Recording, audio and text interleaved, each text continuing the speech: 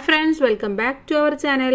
5ാം ക്ലാസ്സിലെ ഇംഗ്ലീഷിലെ 2ാമത്തെ യൂണിറ്റിലെ റെയിൻ ഇൻ സമ്മർ എന്ന പോമിലെ ആക്ടിവിറ്റീസ് ആണ് നമ്മൾ നോക്കാൻ പോകുന്നത്. അപ്പോൾ ഓൾറെഡി നമ്മൾ ഈ പോമും അതിൻ്റെ എക്സ്പ്ലനേഷനും ക്വസ്റ്റ്യൻ ആൻസേഴ്സും അപ്ലോഡ് ചെയ്തിട്ടുണ്ടായിരുന്നു. അപ്പോൾ ആവശ്യമായിട്ടുള്ള കൂട്ടുകാർ തീർച്ചയായിട്ടും പോയി കാണണം.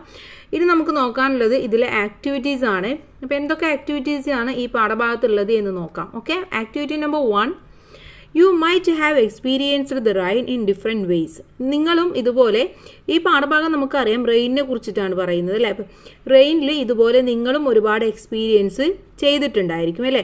Write your experience below. അപ്പോൾ നിങ്ങൾക്ക് ഉണ്ടായ ഒരു എക്സ്പീരിയൻസ് എഴുതാനാണ് പറഞ്ഞിട്ടുള്ളത്.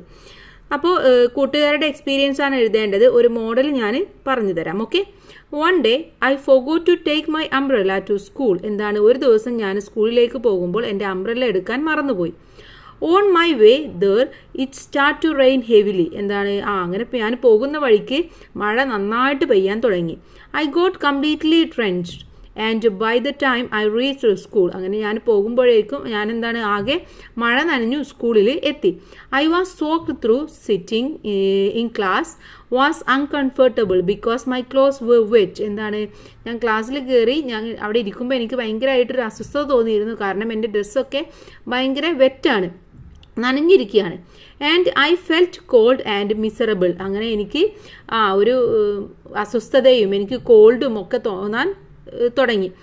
It was hard to concentrate and all I could think was getting dry. എന്താണ്, അങ്ങനെ എനിക്ക് ക്ലാസ്സിലൊന്നും കോൺസെൻട്രേറ്റ് ചെയ്യാനൊന്നും പറ്റുന്നില്ല. എനിക്ക് പെട്ടെന്ന് തന്നെ ഡ്രൈ ആവണം എന്നുള്ളതാണ് എനിക്ക് തോന്നിയിരുന്നത്. എനിക്ക് ക്ലാസ് ഒന്നും കോൺസെൻട്രേറ്റ് ചെയ്യാനും പറ്റുന്നില്ല. എനിക്ക് ഭയങ്കര കോൾഡും ഒരു മിസറബിളും എല്ലാം ഫീൽ ചെയ്യുകയാണ് ചെയ്യുന്നത്.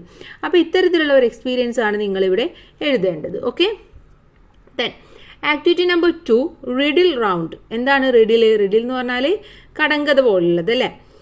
അപ്പോൾ റിഡിൽ റൗണ്ടാണ് ഇവിടെ, ഒരു ഗെയിം പോലെയാണ്. I come from the sky. ഞാൻ സ്കൈയിൽ നിന്നാണ് വരുന്നത്. But I am not a bird. ഞാൻ ഒരു പക്ഷിയല്ല. I can make you wet. എനിക്ക് നിങ്ങളെ വെറ്റാക്കാൻ വേണ്ടി കഴിയും. But I am not a pool. ഞാൻ പൂളല്ല.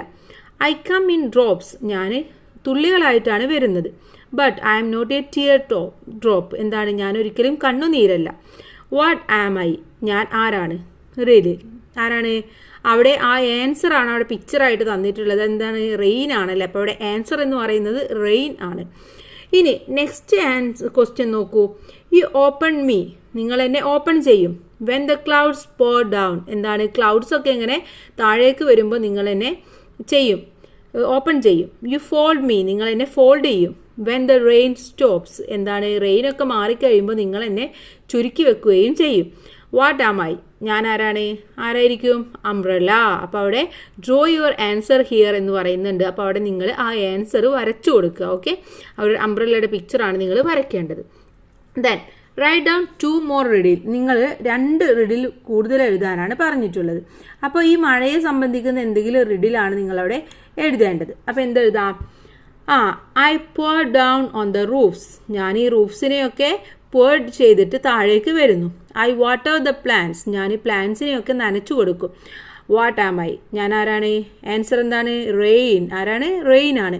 മറ്റൊന്ന്, I come in many colours. ഞാൻ പല നിറത്തിൽ വരാറുണ്ട്. I am just for the rain. ഞാൻ റെയിനിന് വേണ്ടിയിട്ടുള്ളതാണ്. Keeping you dry. നിങ്ങളെ ഡ്രൈ ആക്കി നിർത്തുന്നു. What am I. ഞാൻ ആരാണ്? Answer rain coat. ഓക്കെ, അപ്പോൾ റെയിൻ കോട്ടാണ്. അപ്പോൾ ഇത്തരത്തിലുള്ള റിഡിലാണ് നിങ്ങളിവിടെ എഴുതി കൊടുക്കേണ്ടത്. Okay, then next activity number 3 ആണ്. Look at the pictures and note the words under each picture. നിങ്ങൾ ഈ പിക്ചർ ശ്രദ്ധിച്ചിട്ട് അതിന് താഴെയുള്ള ഓരോ വേർഡ്സും നിങ്ങളൊന്ന് നോക്കാനാണ് പറയുന്നത്. Match the words in there meanings and write them in the space provided. അപ്പോൾ താഴെ നമുക്കൊരു സ്പേസ് തന്നിട്ടുണ്ട്. ഈ സ്പേസിൽ അതിൻ്റെ മീനിങ് അനുസരിച്ച് എഴുതാനാണ് പറഞ്ഞിട്ടുള്ളത്. ഒന്ന് ഡ്രിസിൽ, ദെൻ ഷോവേഴ്സ്, ഡൗൺ പോർ, റെയിൻ സ്റ്റോം, സൺഷേർഡ്, ഹെയിൽ സ്റ്റോം. ഇതാണ് തന്നിട്ടുള്ളത്. ഇനി ഇതിലെ ഓരോന്നിൻ്റെയും മീനിങ്സ് അനുസരിച്ച് നമുക്കിതൊന്ന് എഴുതി കൊടുക്കണം. Okay, first one, a sudden heavy fall of hail stone. ഒരു ഹെയിൽ സ്റ്റോണിൻ്റെ ഹെവി ആയിട്ടുള്ള ഫോളിനെ നമ്മൾ പറയുന്നത് ഹെയിൽ സ്റ്റോം എന്നാണ്. Okay, second one, a very light rain falling slowly and a steadily. ഒരു മഴ, ലേറ്റ് ആയിട്ടുള്ള മഴയാണ്, വളരെ പതുക്കെ വീഴുന്ന മഴ, അതിന് നമ്മൾ പറയുന്നത് ഡ്രിസിൽ എന്നാണ്. ഓക്കെ, അപ്പോൾ അവിടെ എഴുതേണ്ടത് ഡ്രിസിൽ എന്നാണ്. Then heavy and intense rainfall, വളരെ ഹെവി ആയിട്ടുള്ള റെയിൻ, അതിനെ നമ്മൾ ഡൗൺ പോർ എന്നാണ് പറയുക. Then next one, light fall of rain while the sun shines, സൂര്യനൊക്കെ ഉദിക്കുന്ന സമയത്ത് പെയ്യുന്ന വളരെ ലേറ്റായിട്ട് പെയ്യുന്ന മഴ, അതിനെ സൺ ഷവർ എന്നാണ് പറയുക, സൺ ഷവർ എന്ന് പറയും. Then A sudden rain along with strong wind, പെട്ടെന്ന് തന്നെ പെയ്യുന്ന മഴ കൂടെ നല്ല കാറ്റും, അതിന് നമ്മൾ പറയുന്നത് റെയിൻ സ്ട്രോം എന്നാണ്, റെയിൻ സ്ട്രോം.